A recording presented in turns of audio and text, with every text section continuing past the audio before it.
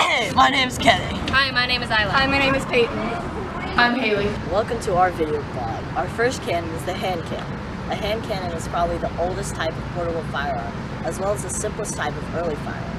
Most examples require direct manual external ignition, though a touch hole without any form of firing mechanism. The hand cannon was widely used until at least the 1520s in Europe and Asia, where it was mostly supplemented by Matchlock firearms. This cannon consisted of a barrel with some sort of handle, though it came in many different shapes and sizes. Although surviving examples are completely constructed of metal, evidence suggests that many were attached to some kind of stock, which was usually made of wood. This is an example of a hand cannon.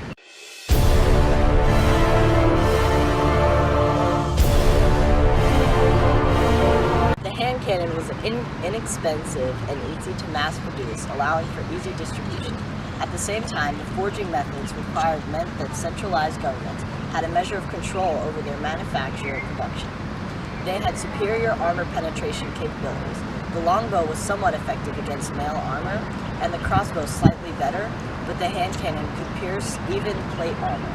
Furthermore, much like the crossbow, the weapon could be employed by relatively poorly trained troops. Our next cannon is the Model 1857 cannon, nicknamed Napoleon from the American Civil War. It was cast bronze smoothbore design and could double as a hotwiser. It was also light enough to be pulled by a team of horses. This was useful to military forces because it was accurate and lightweight, and at the same time it had enough firepower to destroy the enemy forces at a distances of half a mile.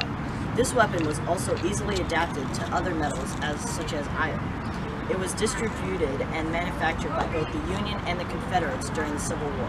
The Confederates made 501 cannons, while the Union made 1,156.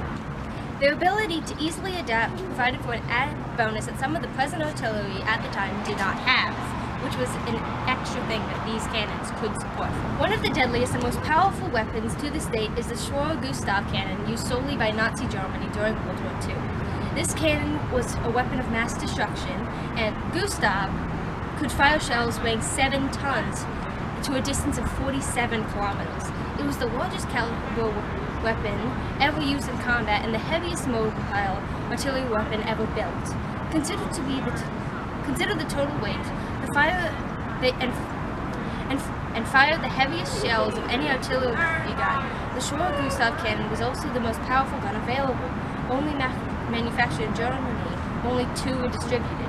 This cannon was so large that it had to be set in parts and then assembled at the desired location because it could not be moved as a whole. They were made of iron and mostly steel, and were produced to have a length that was more than 150 feet long, 40 feet tall, and weighed almost 1,500 tons. The 11-foot-long ammunition it shot allowed for massive damage and could easily destroy 7 meters of reinforced concrete with a single shell. These guns were not easily mobile and required 2 railroad tracks and a crew of 150 men for engineering purposes and 2,500 to set up railroad tracks.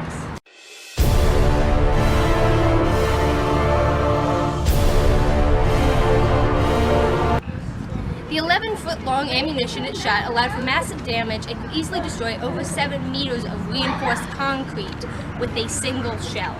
These guns were not easily mobile and required 2 railroad tracks and a crew of 250 men for engineering purposes and 2,500 to set up these tracks.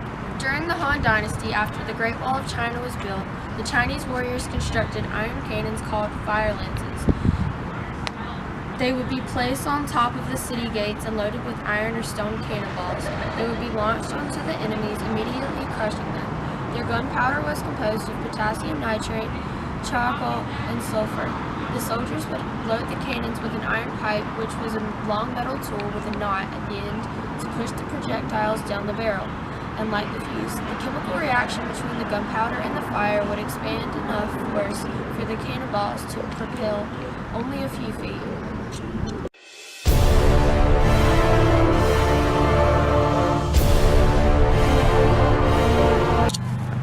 Now here's a picture of the next innovation.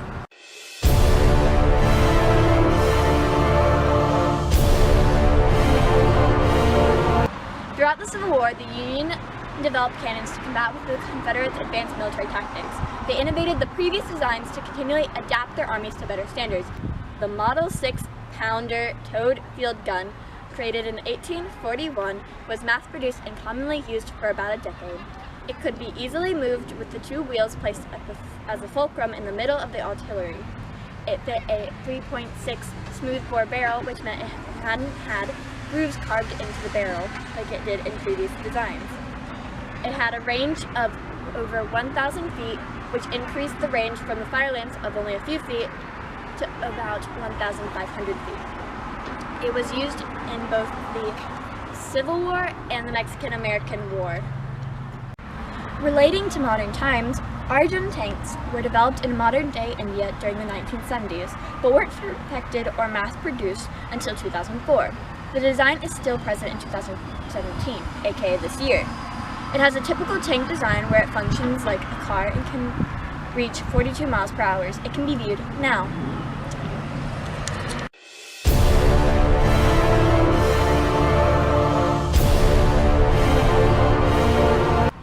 The actual rifle-like cannon attached to the tank is 120 millimeters in caliber and has a range of 6,000 meters. The tank is controlled by a crew of about 4 people and can fire 6 to 8 rounds per minute. The main purpose of the Arjun tank was to be used in the constant war in the Middle East. The purpose for all of these upgrades and inventions were to win the battle or war, gain land, or enforce the thoughts of one area onto its counterpart, be it North versus South or two completely different companies fighting over various views. This has been Kenny. Isla, Peyton, Haley, and this has been our video vlog. The more you know.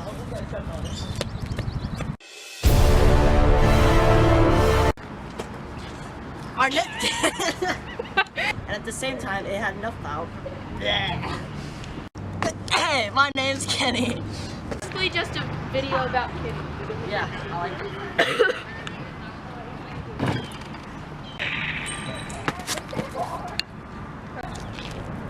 The more you know.